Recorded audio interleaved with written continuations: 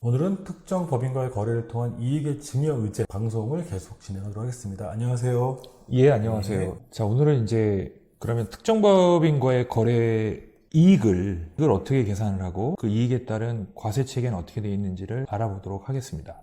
자, 일단 해당 거래 이익이라는 건 이제 재산을 증여했을 때는 그 증여재산 가액이 될 거고요. 채무를 면제인수 또는 변제한 경우에는 그로 인해서 해당 법인이 얻는 이익 상당액이 될 겁니다. 예를 들어서 뭐 가수금 10억이 있는데 을 면제해주게 되면 그 10억이 해당 거래 이익이 되겠죠. 기타 이제 시가와 대가와의 차액이 있는 경우에는 그 차액에 상당하는 금액이 이제 해당 거래 이익이 될 거고요. 그러면 이제 이 이익에 대해서 법인은 법인세를 내잖아요. 이 법인세는 실제 혜택을 받는 수중자가 내든 어쨌든 법인을 통해서 거쳐가면서 법인이 한번 세금을 내니까 이 법인세 내는 돈은 과표에서 제외해줘야 되겠죠. 안 그러면 이중과세 문제가 생기지 않겠습니까? 네네네. 법인에서 한번 또 낸 돈을 포함해서 또 한 번 수중자에게 과세를 하게 되면 이중과세 문제가 생긴다. 그래서 이 법인세를 제외해준다. 그럼 이제 법인세는 어떻게 계산을 하느냐? 법인세 계산할 때 법인세 산출세액이 있습니다. 거기서 각종 조세특례법에서 제공해주는 세액공제와 세액감면세액이라는 게 있어요. 네. 요 금액을 공제한 금액에서 법인이 실제 납부하는 법인세예요. 세무조정에서 납부하는 법인세입니다. 그 법인세에서 상당액이라고 했잖아요. 네. 그러니까 어떤 금액만 내냐? 각 사업연도 소득 금액을 분모로 하고 그리고 그 중에서 이제 해당 거래의 이익이 얼마만큼의 비중을 차지하느냐, 그 비율을 곱해주는 거예요. 이렇게 해서 이제 계산한 금액이 특정 법인의 이익이다. 이렇게 계산하시면 됩니다. 그럼 이제 우리가 증여의제 이익을 계산해야 되겠죠. 자녀에게 간접적으로 증여가 되는 이익이 정확히 얼마냐? 그걸 아까 이제 저희가 앞에서 살펴봤지만 1억 원 이상인 경우라고 했잖아요. 네네. 자, 그러면 증여이제 이익은 어떻게 계산하느냐? 우리가 지금 특정 법인의 이익을 계산했죠. 네. 여기서 이 금액 전체를 보는 게 아니라 그 중에서 특정 법인의 지배주주 등의 주식 보유율, 쉽게 말하면 자녀나 배우자가 지분율대로 보인다는 거죠. 의 지분율을 곱해준다는 거예요. 그래서 특정 법인의 이익이 예를 들어서 3억이 나왔다. 그런데 자녀의 지분율이 30%다. 그럼 얼마예요?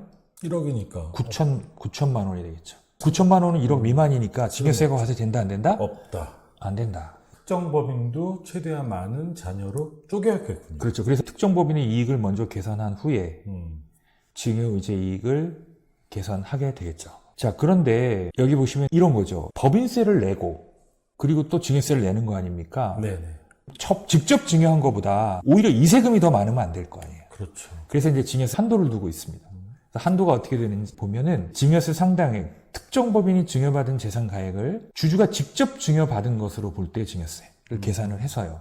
거기서 이제 이 법인세 상당액, 아까 법인세 상당액 계산했죠. 네. 이걸 뺀 금액을 한도로 한다. 그거보다 더 많이 과세하는 거는 오히려 직접 증여하는 것보다 더 불이익이 있는 거니까요. 네. 그렇습니다. 그래서 이거는 이제 사례를 갖고 한번 말씀을 드리는 게 좋을 것 같아요.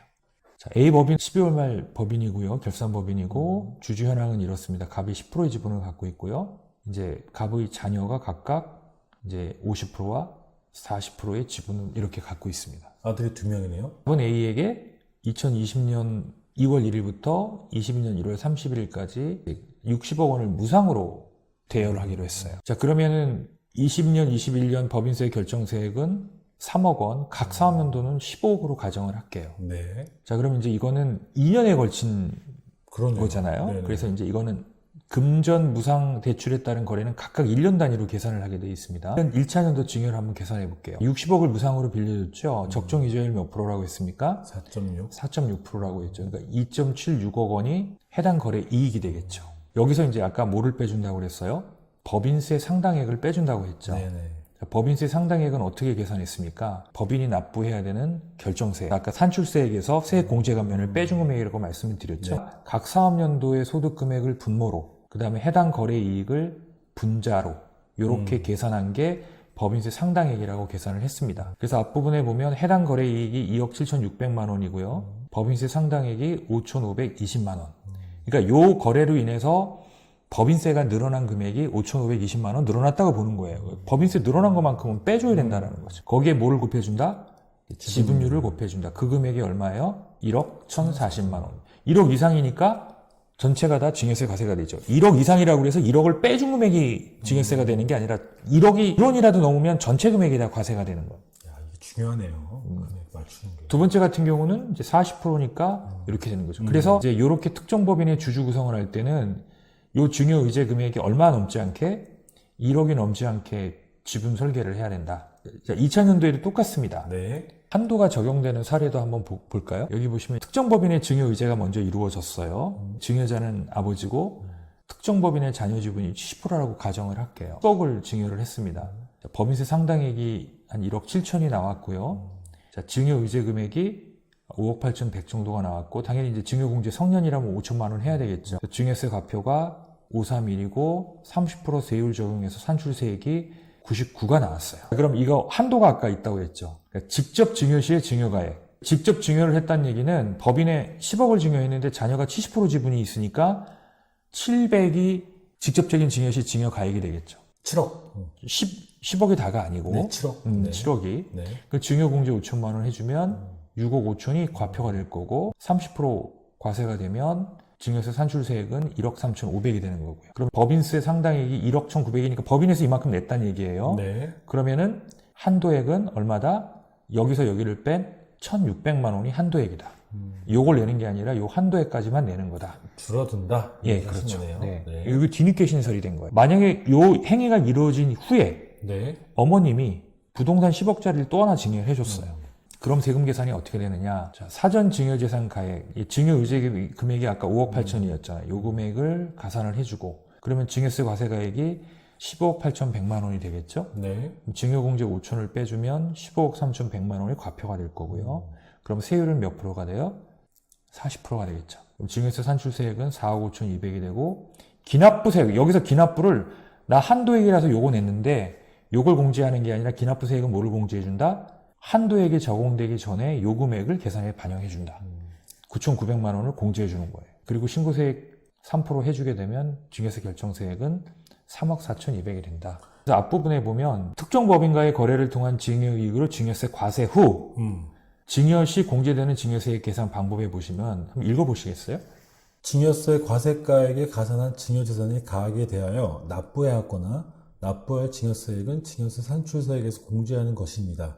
이 경우 가산하는 증여재산이 특정 법인과의 거래를 통한 이익이고 같은 조항 제2항에 따라 증여세액의 한도가 적용된 경우에 증여세 산출세액에서 공제하는 증여세액은 당해 한도가 적용되기 전의 증여 당시에 해당 증여이익에 대한 증여세 산출세액을 말하는 것입니다. 네, 그렇죠. 이게 그 얘기입니다.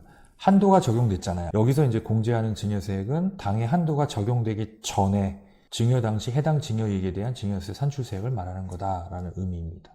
이해는 되는데 복잡합니다. 그렇죠. 사실은 이제 이거는 이제 세무 대리인이 예. 계산을 다 해주는 겁니다. 그래서 네. 계산 방식까지 아실 필요는 없고요. 네네. 예, 중요한 거는 증여 의제 네. 금액 1억 원에 해당이 되지 않게끔 두 가지 요건이 있겠죠. 네. 그러니까 특정 법인의 이익 규모를 조절하는 방법이 있고요. 네. 두 번째는 이익 규모를 조절과 동시에 증여 의제이익이 1억이 넘지 않게끔 지분율을 구성하는 방법. 네. 두 가지 방법이 중요한 쟁점이 되겠죠. 중요한 건 관리가 중요하다. 네. 저는 이렇게 이해하겠습니다. 특정법인을 통한 증여 플랜의 핵심은 증여이익이 1억 원을 넘지 않게 구도를 설계하는 것이 핵심입니다. 기억해 주세요. 오늘 방송 감사합니다. 고맙습니다.